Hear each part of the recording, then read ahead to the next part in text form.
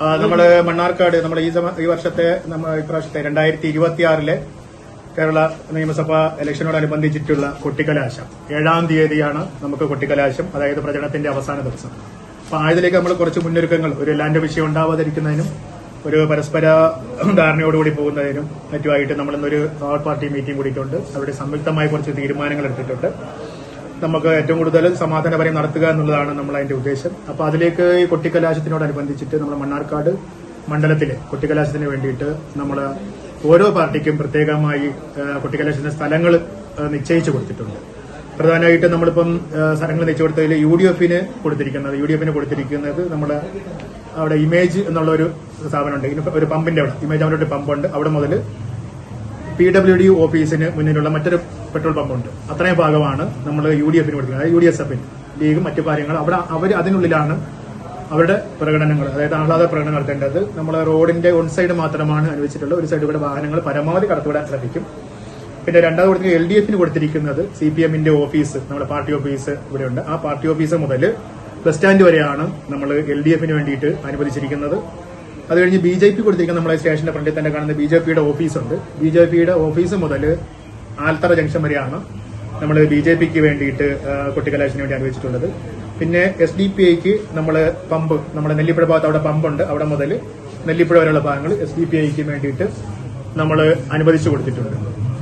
പിന്നെ അതിൽ കുറച്ച് നിർദ്ദേശങ്ങളാണ് നമ്മൾ കൊടുത്തിട്ടുള്ളതെന്ന് പറഞ്ഞു കഴിഞ്ഞാൽ, ഏതൊരു കാരണവശാലും ഒരു പാർട്ടിയുടെ പരിപാടി നടക്കുന്ന പ്രകടനത്തിനിടയിലേക്ക് മറ്റൊരു പാർട്ടിക്കാർ കടന്നു കയറാൻ പാടുള്ളതല്ല.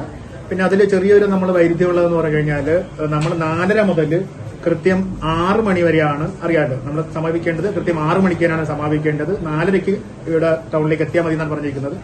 മേ ബി ചിലപ്പോൾ അവർ 3:30 മുതലേക്ക് വന്നു തുടങ്ങുമ്പോൾ നമ്മൾ ഈ പറഞ്ഞ് നിശ്ചയിച്ച സ്ഥലത്ത് കൂടെ തന്നെ മറ്റുള്ള പാർട്ടിക്കാരും കടന്നു വരാനുള്ള ഒരു സാഹചര്യമുണ്ട്. അപ്പൊ അത് നമ്മളെല്ലാ പാർട്ടിയും സംയുക്തമായി തീരുമാനിച്ചാൽ പോലീസും അതാത് പാർട്ടിക്കാരും മറ്റുള്ള പാർട്ടിക്കാർ കടന്നു വന്നാൽ അവരെ കടത്തി, മറ്റൊരു പ്രശ്നം ഉണ്ടാക്കാതെ അവരെ കടത്തിവിട്ട് അതാത് സ്ഥലങ്ങളിലേക്ക് എത്തിക്കാൻ വേണ്ടിയുള്ള ഒരു നടപടി സ്വീകരിച്ചിട്ടുണ്ട്. അപ്പൊ അത് സംയുക്തമായി അംഗീകരിച്ചിട്ടുള്ളതാണ്. പിന്നെ ഇതിൽ മറ്റ് പ്രധാന 2-3 തീരുമാനങ്ങൾ എന്ന് പറയുന്നത്, ജുവനൈൽ റൈഡിംഗ് ഏതൊരു കാരണവശാലും അനുവദിക്കുന്നതല്ല. അത് അതാത് പാർട്ടിക്കാർ നമ്മൾ പറഞ്ഞിട്ടുണ്ട്. കൊച്ചു കുട്ടികൾ ബൈക്കുമായിട്ട് ഇറങ്ങിയിട്ടുണ്ടെങ്കിൽ അതാത് പാർട്ടിക്കാരെ ശ്രദ്ധിച്ചുകൂടാ. അല്ലാത്ത പക്ഷം നമ്മളതിന് നിയമ നടപടികൾ സ്വീകരിക്കുന്നതെന്ന് പറഞ്ഞിട്ടുണ്ട്. അത് അവരും കണ്ടന്റ് അംഗീകരിച്ചിട്ടുണ്ട്. അത്തരത്തിലുള്ള അവരെ ശ്രദ്ധയപ്പെടുന്ന പക്ഷം അത്തരത്തിലുള്ള വാഹനങ്ങൾ അനുവദിക്കുന്നില്ല. അതുപോലെ ട്രിപ്പിൾ റൈഡിംഗ് അത് അനുവദിക്കുന്നില്ല. സൈലൻസർ പൊളന്നിട്ടുള്ള ശബ്ദ മലിനീകരണം ഉണ്ടാക്കി മറ്റുള്ളവർക്ക് ബുദ്ധിമുട്ടുണ്ടാക്കുക, ഇറിറ്റേഷൻ ഉണ്ടാക്കുന്ന രീതിയിലുള്ള അവർ തന്നെ മുന്നോട്ട് വെച്ചൊരു നയമാണ്. ഞാനത് പറഞ്ഞപ്പോൾ അവരെല്ലാവരും ഐക്യകണ്ഠേന അംഗീകരിച്ചൊരു സംഭവം അതാണ്. കാരണം അത് ഒരു സൈലൻസർ പൊട്ടിപ്പൊളിഞ്ഞ് അത് 2-3 എണ്ണം മറ്റുള്ളവർക്ക് ശല്യമായി പോകുമ്പോൾ പൊതുജനങ്ങൾക്ക് തന്നെ ഒരു വികാരം ഉണ്ടാകുമ്പോൾ ഈ ഒരു പാർട്ടിക്കാർ അങ്ങനെയാണെന്നുള്ള ഒരു ചിന്ത ഉണ്ടാവും.